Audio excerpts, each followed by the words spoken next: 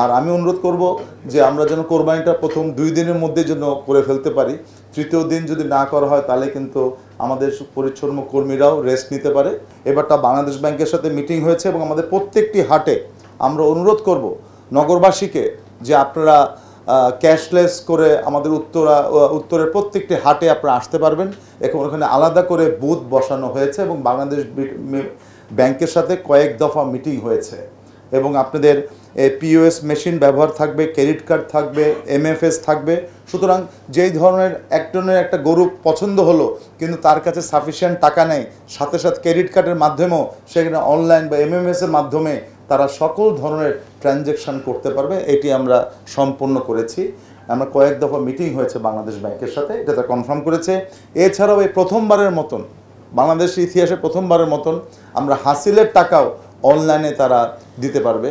এই ব্যাপারেও আমরা হাটের যারা কর্তৃপক্ষ আছে তাদের সাথে সেই ধরনের কাজ করেছি, কারণ মাননীয় প্রধানমন্ত্রীর স্মার্ট বাংলাদেশের স্মার্ট ভিশন তো আমাদেরকে এগিয়ে নিয়ে যেতে হবে। তাই আপনার নেতৃত্বে মাননীয় মন্ত্রী, আপনি আমাদের গার্জিয়ান, সুতরাং আপনাকে আমরা দেখাতে চাই যে এই ধরনের কিছু নতুন কনসেপ্ট হাসিলও আমরা এবারটা অনলাইনের মাধ্যমে হাসিল পেমেন্ট করতে পারবেন, সেটিও আমরা অলরেডি কাজটা করে ফেলেছি। আমাদের এটি ছাড়া আমাদের অবশ্যই যে প্রত্যেকটি ব্যাংকে 2টো করে পজ মেশিন থাকবে, একটিতে হাসিল পরিশোধ করা যাবে, অন্যটিতে মূল্য পরিশোধ করা যাবে। এই ধরনের আমরা কনসেপ্টটা ডিফাইন করে দিয়েছি।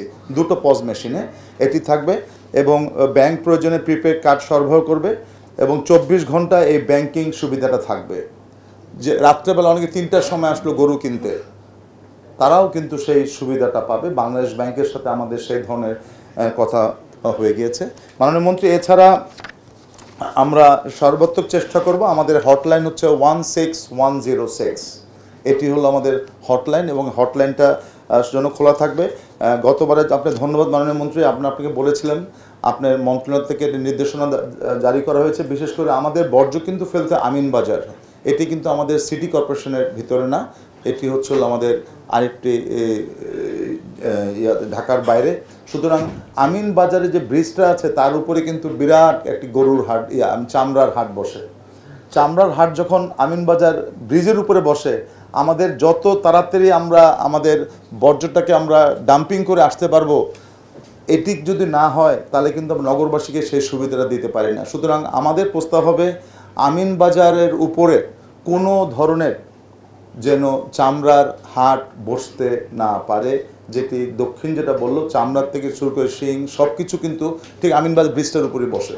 এবং আমাদের 12টার থেকে যখন আমরা গাড়ি নিতে যাই ডাম্পিং করার জন্য, তখন ওয়্যারলেসে শুনতে পারতেছি একটা গাড়ি আসতে কিন্তু অনেক সময় নিচ্ছে।